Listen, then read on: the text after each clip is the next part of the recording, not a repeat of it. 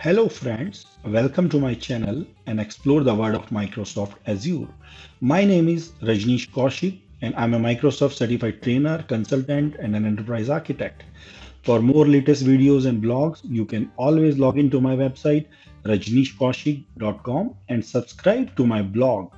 Please do not forget to subscribe my channel and click the bell icon so you don't miss the latest videos. Do like, share and comment.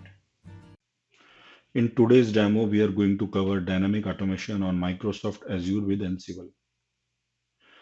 So let's go through the agenda for today.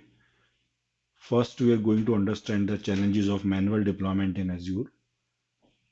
We will go over the scenario which we are going to implement in this demo. We will understand the dynamic automation with Azure, and then we will understand the intricacies of how Ansible performs the deployments. We will go through the solution approach which we have taken for this demo, and then we will jump to the demo. So let's get started. So first, let's discuss about what are the practical challenges of manual deployment in Azure. So for example, if suppose you are going to deploy an application in Microsoft Azure VM, and this application is a two-tier application wherein you have the web server where you are deploying the application binaries for the UI part, and then you have a backend system in any of the database. In this example, I have taken the MongoDB as a database. So if you want to do this overall deployment, you need to go through this process. So first step would be to install and configure the virtual machine.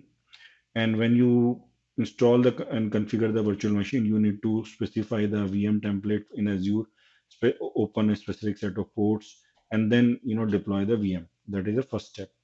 After this step, then you will install the MongoDB and perform the post-installation activities like creating the application-specific users, performing the application-specific database configurations, and even for MongoDB, plain MongoDB installation, you will make sure that you install it based on the standard best practices. Once MongoDB is deployed and you have restored the database tables on the MongoDB, then the next step would be to prepare for the web server. And in this example, I'm using Tomcat web server. And once Tomcat is installed, you will push the post-install configuration of binaries into the Tomcat. So for that, first you will deploy the Tomcat, configure the manager and admin access on the Tomcat, and then perform the application specific configuration, which is very specific to the application.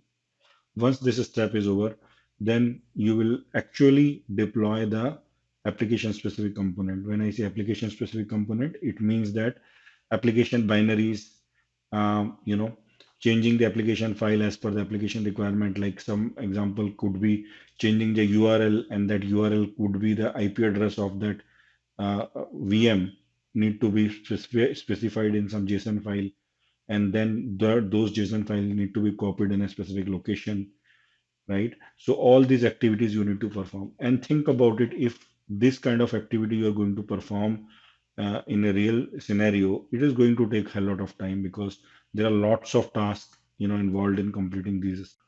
So for all practical purpose, we are going to actually follow this scenario, that first you're going to manually build the VM in Azure. Then you will use the login ID and password to log into the VM. You will deploy the MongoDB and then deploy the Tomcat. For the purpose of this demo, I have excluded the application specific deployment because every application is different and you might be using your own application based on your configurations. So that depends upon your own configuration and steps. So for the purpose of this demo, I'm going to only cover these 4 steps. Okay, so let's get started. So what is dynamic automation with Azure? So this is a complex flowchart which shows you these 4 simple looking steps are not simple looking steps. There are lots of subtasks included in these steps. So first step is that some trigger happens and some customer comes and wants that software to be deployed on a VM, or you have some internal needs due to which you want to deploy the software. So first step would be to deploy the Ubuntu Linux VM. In that VM, if the VM is deployed, you will start the MongoDB deployment here. And in this MongoDB deployment, you will import the MongoDB public key for package management. You will perform all these steps, which include install GNU PG and its required library, importing the keys, creating the list file, updating the Linux VM with the latest packages, installing MongoDB packages and copying the config file, copying the creating the MongoDB security config file, setting the specific set of configuration like VM dirty ratio, background ratio, swampiness, and netcore Somax connection, and these IPv4 specific keep alive setting and fin timeout setting, and different kind of settings like max sync backlog setting, and then ensuring that MongoDB automatically starts at the reboot, and then finally installing the NTP. Once the MongoDB is deployed, then you will verify the connectivity to the MongoDB is established successfully. And these steps you are going to perform to restore your MongoDB database, which is required for your applications, which includes creating the application DB user, and restoring the metadata and database schema. So all these activities. Why I have put it in a different color is because in this demo, not going to cover these tasks, but I am going to give you some idea how you can write these tasks on your own. Okay, because in your scenario, this task will be completely different than in my scenario. Okay, so once the MongoDB task is done, then you will go to the deployment of the Tomcat. In the Tomcat, you will first create the EPL repository, install the basic packages, making sure that you have a Java 8 installed, or it can be any other specific version of Java. Then you will create a group and user for the Tomcat. You will install the latest Tomcat update, latest Apache Tomcat binaries. Then you will create a Tomcat directory, and extract the Tomcat archive, copy the service configuration file, enabling the Tomcat to start automatically, and then enabling the required firewall, making sure that Tomcat port is also opened on the firewall, making sure that you have the access credential already set up for the Tomcat, and also you will ensure that the manager and host manager apps are accessible from the IP address. Once these tasks are done, then here in these tasks, which is colored in a different fashion, is going to be very specific to your application, right? For your application, you may be requiring multiple files to be configured, copying the binaries on a specific location, updating the JS file if required, copying the var file, right? So it can be very specific. You might be using some application.properties if you're using a Spring application to be deployed. And then once that is done, then you will say that, okay, this application is deployed after your testing is successful. And trust me, if you have to go through all these steps, it's not one day job. It will take couple of days, and it is not consistent every time. That means if you're doing it first time, you may face some issues in MongoDB. Another time you may face issue in the Tomcat, and then your deployment will stuck up. It is very, very time consuming, and it's not easy to do, right? So now, how do we achieve this in Ansible, right? And how the Ansible platform works, because we are going to use Ansible in this demo, and this particular diagram shows how Ansible works. So Ansible actually have controller node or management node. In the controller or management node, you create a specific set of playbook in YML, and then you have inventory. In the inventory, you create a set of groups. In those groups, you specified the set of hosts. Okay, so for in this example, you have a host one, which is in group A, host two, and till host n is in group B. And what Ansible controller does is it take the SSH, it logs in with the SSH connection to the remote host, and run these playbooks on these remotely, on these hosts remotely. So this is how the Ansible performs the deployment. And once you are doing this deployment, it will also show the progress on the console that what it is doing at the particular time. In our demo, we are going to take this solution approach. In this solution, first I'm going to create an Ansible controller, brand new Ansible controller. In that Ansible controller, this Ansible controller will create a VM. It will dynamically create a VM. It will note down the IP address of the VM. It will log into that VM and install the Mongo DB. It will log into the same VM and then again do the Apache Tomcat installation. And then you will start deploying the application. Obviously, I'm not going to cover the application part. Once it is done, then it will notify you the URL of the Tomcat where your Tomcat console can be seen. So this is the approach we are going to take. So how we will perform this demo? These are the steps. So first we will log into the Azure. We will deploy the Ansible controller. We will install the Ansible on the VM, create the service principal in Azure. And why you want to create service principal in Azure? Because this service principal will be used to create the Ansible VM, Ansible controller VM. Okay, or not just Ansible controller VM. It is because Ansible controller VM we are going to create here, but this particular service principal will be used to create your actual VM where you're going to deploy the software. Then we will copy the Ansible playbook, and once the playbook is copied to the controller, then we will understand this playbook, what it is doing, and then execute this Ansible playbook. And once execution is done, we will verify the results on our own. So let's get started. Okay, so let's first create the Ansible controller VM. So we will create an Ansible controller resource group.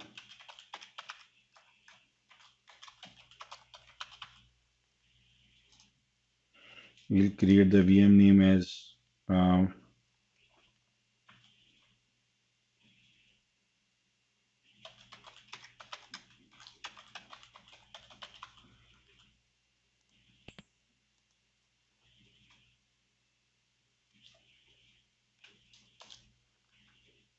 we will select the East US. We will use Sant OS base 8.3 VM, and we can use any simpler size of the VM like this one. We will use the SSH public key. Instead of key, I'm going to use the password. Here I'm going to use the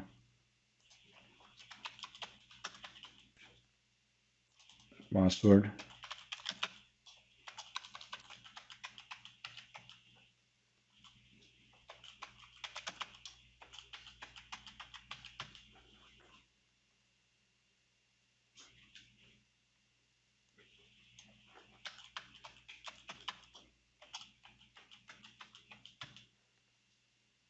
Okay, it's not matching.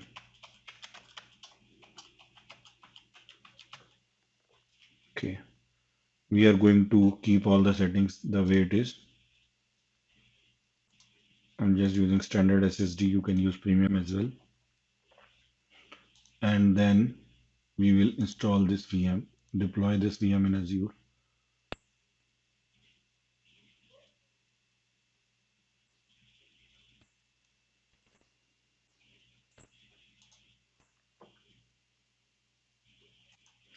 So this deployment is in progress. Okay, so now VM is already deployed. Let's go to this VM and change the IP address of this VM to be static so that it does not change every time. And then I'm going to use this IP address to log into the VM. So let's get started with this.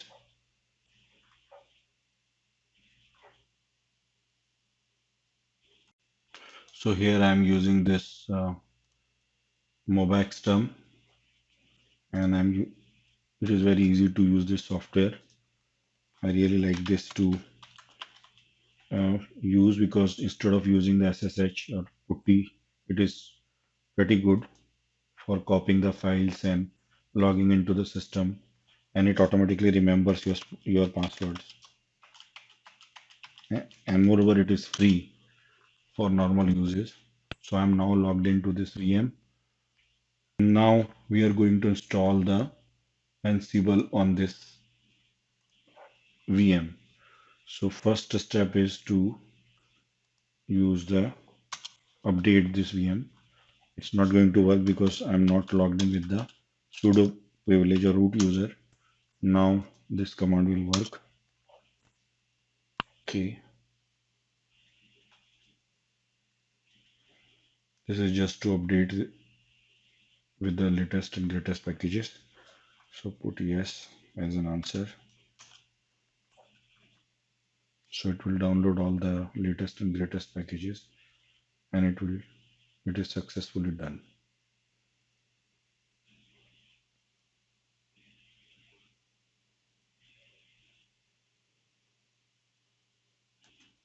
Since all the packages are updated, we will now see which Python 3 is there.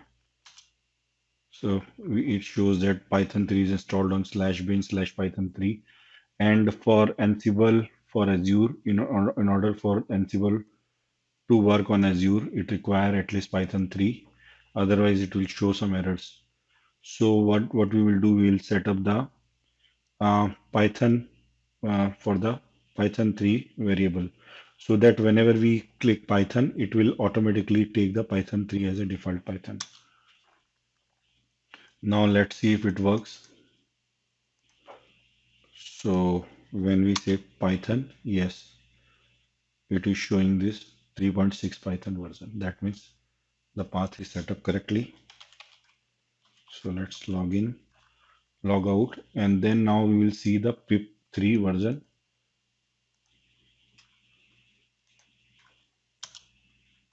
Pip3 is 9.0.3 version, because pip is required for the Ansible to be installed for Azure. So pip is already installed. Now we will install the Python 3 development environment. Done. We will also install the development tools.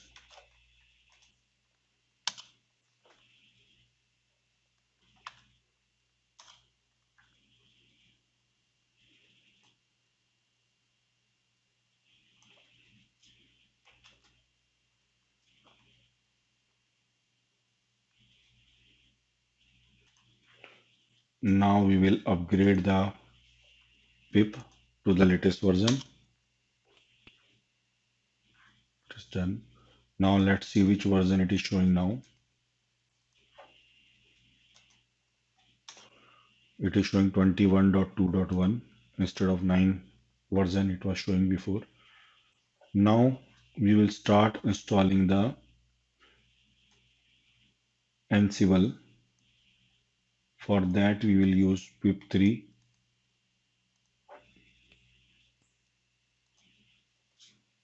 So we will use the normal command prompt instead of sudo privileges.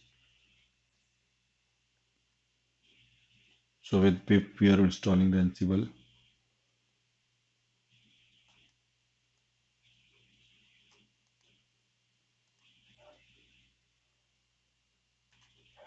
Okay, now we are going to install the Azure collection for Ansible. This is done. Now let's see if Ansible is already installed now with this all. So we'll check the Ansible version. Yes, it is installed. It is 2.11.3 version. Now we will download the Azure specific requirement for Ansible, and then we will use that requirement.txt file for pip3, so that Azure specific things can be deployed successfully. We will also ensure that we can install MS REST Azure required library with the pip. Now we will install MS REST Azure library. Okay.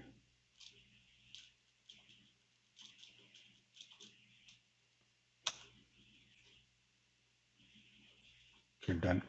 So with this, we have installed the Ansible and Azure specific component on this VM, controller VM.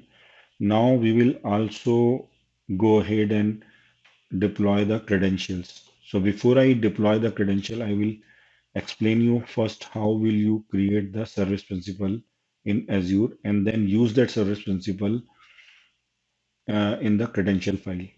So let's get started with that step. So first we are going to create the service principal with the Azure CLI. So I have logged in with, on the Azure CLI with the Cloud Shell by pressing this button. Now here I'm going to create the service principal. So sorry, this is not the correct command. For service principal, I'm going to create the service principal with this command.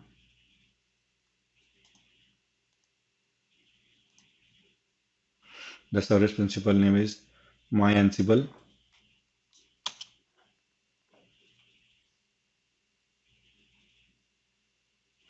So this one, it will show you the app ID here.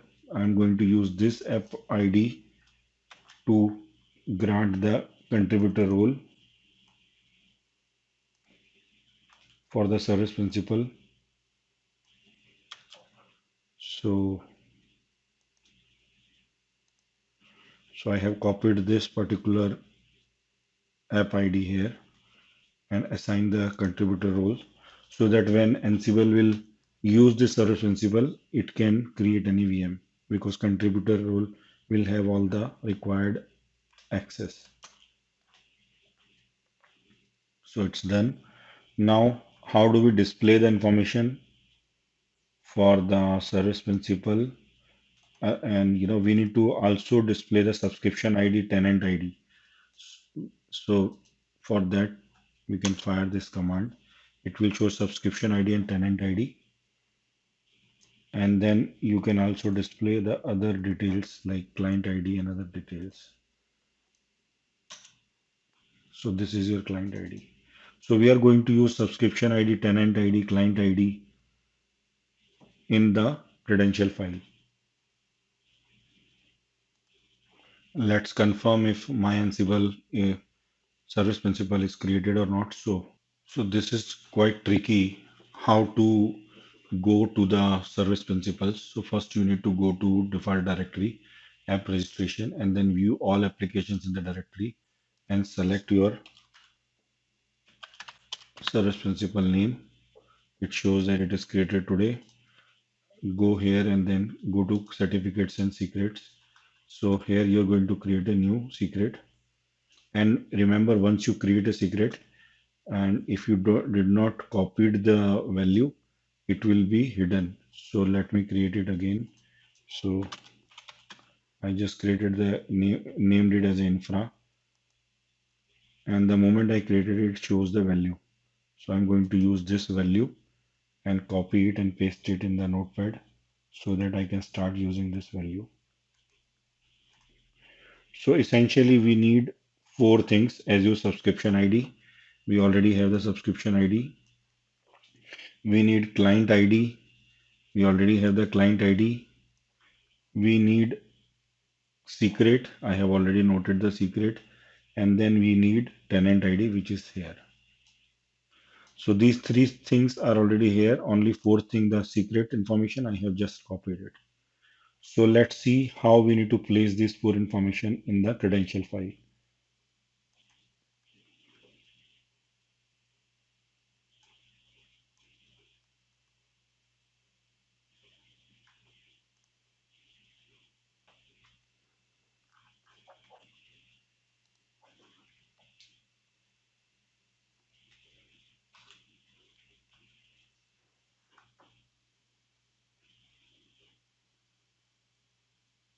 So we will copy these values: subscription ID, client ID, secret, and tenant. So what is the subscription ID? It is here.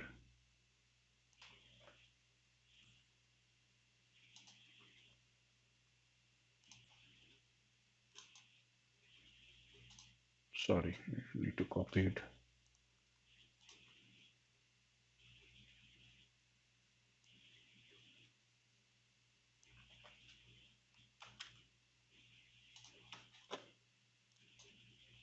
Done.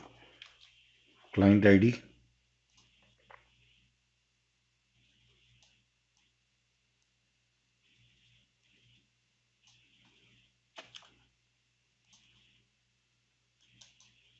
Client ID is done. Secret. Remember, I have already copied the secret, and I'm going to copy the same secret here.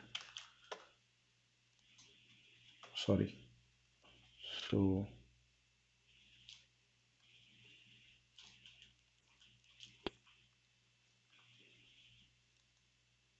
and then the tenant information. Tenant information is already here. Tenant ID.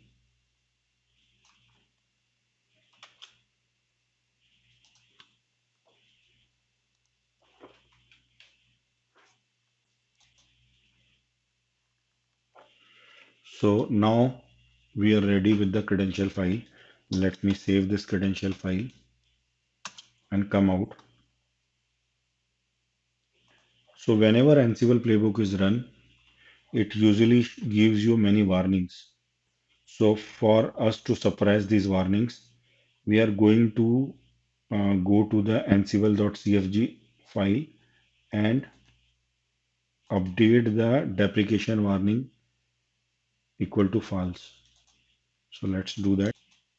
So this is the directory called et/etc/ansible, and inside that there is a config file called ansible.cfg.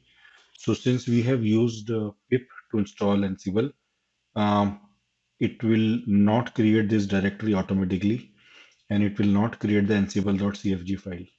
So for that, what we have done is we have copied the sample file and pasted it here.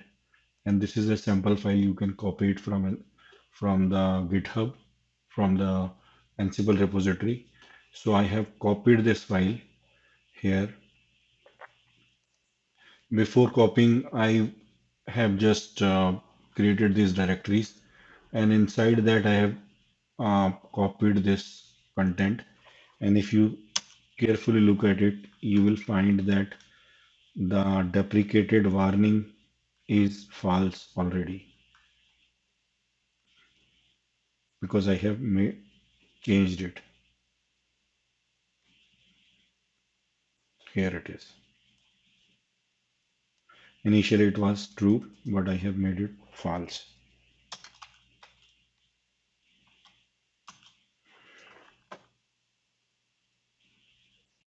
Now the one last thing which we need to do is to set this Ansible host key checking value to false as an environment variable. You need to export this value.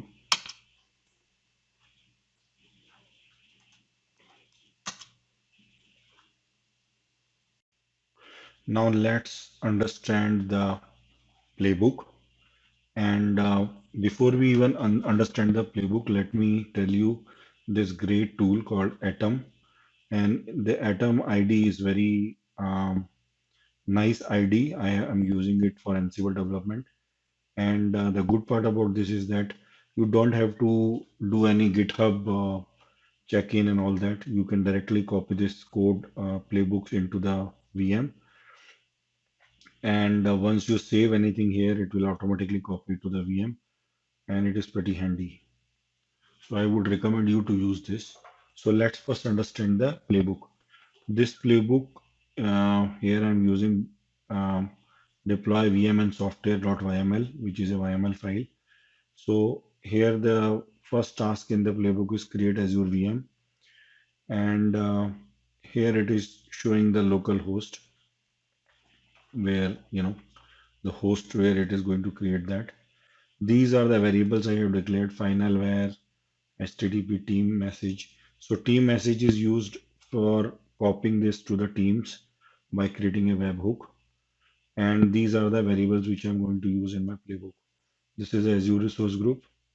The location is East US, VNet name, address prefix, and so subnet prefix for the VM, and then the public IP address. This public IP address will be used to log into the VM and deploy the software. We are also using NSGs, and then VM name is AZ Automation VM. User ID and password is this. User and welcome at 123456. We are going to install the Ubuntu canonical publisher name with the Ubuntu server and 18.04 LTS, and this is the size of the VM. So this is a create resource group task which will create the resource group by taking the variables from the above. Then it will create a virtual network. Once virtual network is created, it is going to create subnet, and then in that is going to create a public IP address. With that public IP address, it will register the public IP address it created in the variable. Okay, so that we can use this variable to log into the VM. It will dump the public IP address just for the sake of showing it for the debugging purpose. Then it will create a network security group, and as we already know that we need to use 8080 port for tomcat, so it's going to open the tomcat 8080 port here, and it is also going to open this 27017 for MongoDB, and this NSG name is allow MongoDB, and here allow tomcat. There are two NSGs, NSG rules with the one NSG but two NSG rules, and then we are going to create a VNet NIC, and then finally we will use all these NIC, NSGs and other things in creating the VM. So here is a create VM task. It is using resource group, VM name, size of the VM, username, password, and other things. Once the VM is created, we are going to use the add host task. In add host task, what we are going to do, we are going to add a host dynamically, okay, and we are going to create the inventory dynamically. Instead of creating a static inventory, we are using a dynamic inventory in terms of it will create a in-memory inventory, and where it will put the name of the inventory server as VM server, and it will add the IP address, and it will create a group. So here we are going to dynamically add that um, inventory file, and why we are doing dynamically is because we cannot update this information at the start of the playbook, because we don't know what VM name will be, like what IP address it will create dynamically. So we need to add this as a runtime in memory inventory, and we are going to use this SSH connection to log in and the password which we already know. So we are going to use that here. Now in the next task we are going to set the fact, and in that fact we are going to update concatenate a string with the HTTP IP address and the final URL. And this final URL we have already created here. So final URL is nothing but your colon 8080 port. So this is used for your Tomcat web application. Now after this is done, then we are going to set the team message with the final URL, and then we will copy this in the IP address to send fact, so that we can keep this IP address here. Now we are going to copy this particular value IP address into a IP address text file, which is a temporary file we are going to create, so that we can use this IP address in the playbook. Once this IP address is stored and then setting the fact is done, we are going to import the latest playbook called install softwares. Now once this is done, then we are going to import the playbook called install softwares.yml, and then we will use this Teams webhook playbook here, Teams webhooks.yml, and finally once everything is done, we are going to delete this file, delete IP address, this file, so that once this playbook is running next time, it again creates the file and copy the latest IP address into it. So now let's understand what is there in the install softwares YML. So install software YML is actually now going to be running on the VM hostname. And if you see here, we have created this VM hostname in the add host. This is a VM group. So in that group, whatever server is there, it is going to run on those servers. And now here it is going to use the become method as sudo method. Remote user is Azure user, and you remember the same Azure user we have created while creating that VM. And it is going to install the two different roles, install MongoDB and install Tomcat. Now let's see what is there in these roles. So in Ansible roles, you can copy the roles from Ansible Galaxy. There are multiple roles available. So a role is nothing but a modular component so that you can use it in multiple places in different playbooks. So generally in Ansible, when you create a role, you create a roles directory. Inside that, you create a role name, and in that you create a task. These are the other optional things like files, handlers, and other values. Same way, if you see install Tomcat is another role where tasks where is there, and in the tasks you have to create a main.yml file always. Like here also, if you see it is main.yml. This is a structure of Ansible, and in the tasks you are going to run the playbook, which is a step-by-step tasks which you are going to run. So these are the tasks for MongoDB installation. If you remember that we already covered it in terms of VM dirty ratio and background ratio and different variable settings. Same way for Tomcat, we have covered these tasks. So first it is finding the OS value, and based on the OS value, it's going to run these scripts.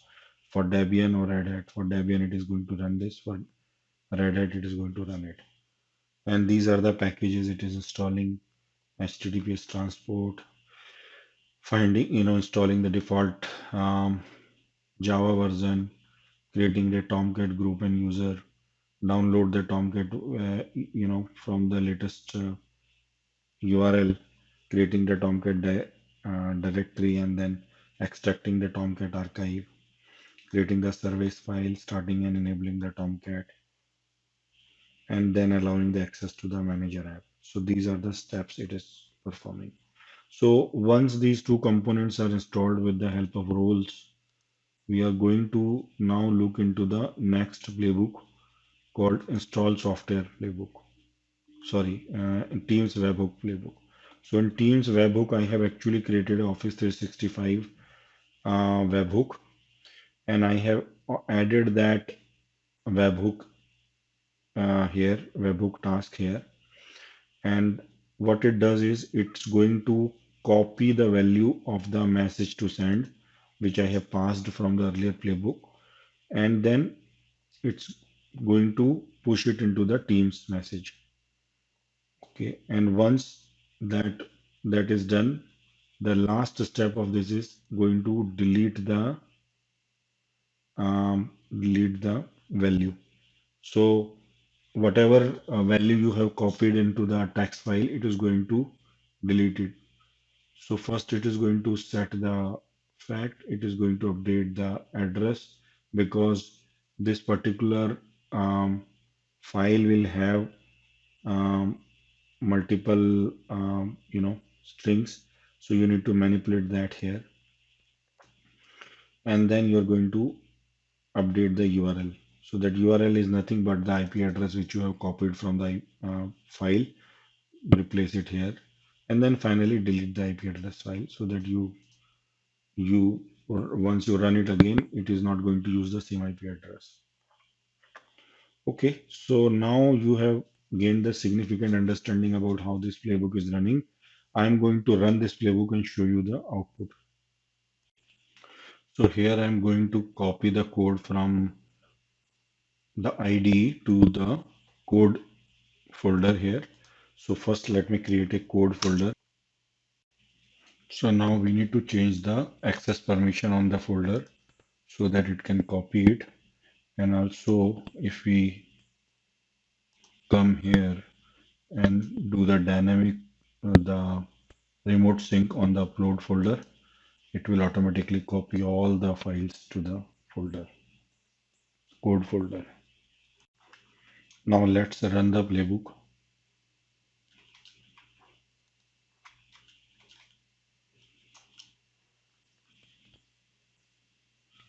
Okay, so it started creating the resource group. Resource group is created, creating the virtual network. It's also created subnet, public IP address.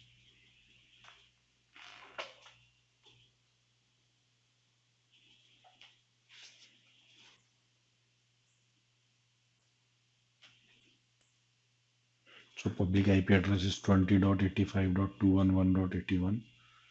It's creating the NSG and NIC card now.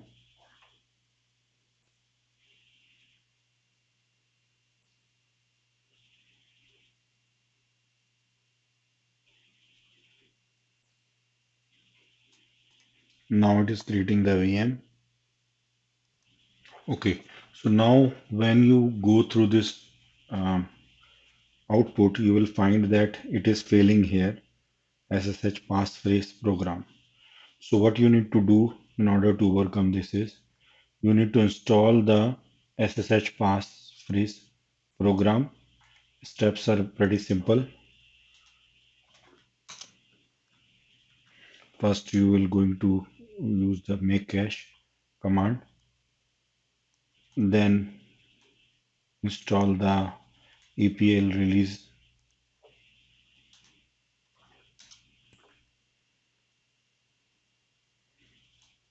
Again, do the make cache.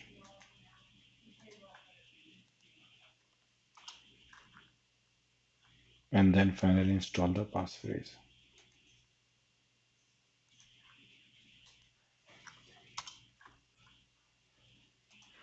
Then you will install the passphrase program. It's done. Now this error will not come. Now let's rerun this playbook. And because Ansible is an idempotent, so it's not going to rerun those steps which is already executed. Okay, so we need to run it without sudo.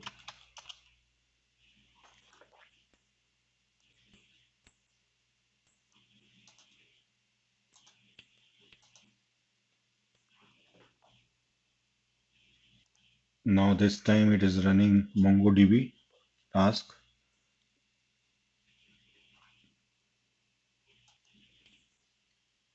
Now it has successfully installed the Mongo DB. Now it is on the tomcat part. So now it is installing tomcat. It has successfully executed the playbook. It is also providing the IP address or the URL along with the IP address. And if you see here, it's going to also provide you this same here. So it automatically provided you the IP address and the URL on the Teams, and also it is providing the same information here. So let me copy it here and paste it in my browser and see whether it is already working fine or not. So let's see.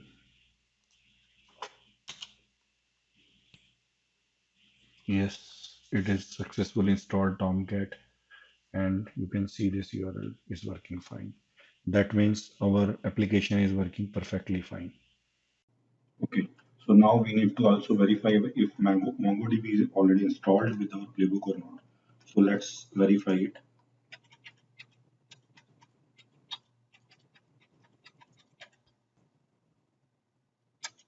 Yes, MongoDB is successfully installed, which means that uh, our playbook was able to install Tomcat and MongoDB successfully. You can also see that it also installed the the Azure automation VM. And if we see the networking part, you will see that it successfully created the NSGs, required NSGs, as per the playbook. So that shows that we have successfully installed the VM and deployed the softwares inside the VM. So this way you can install any software and automate it on Azure platform. It automatically creates the VM, it automatically deploys all the required software and comes out. And not only just installing it, it is giving you the chatbot functionality wherein it is providing you the URL in the Teams.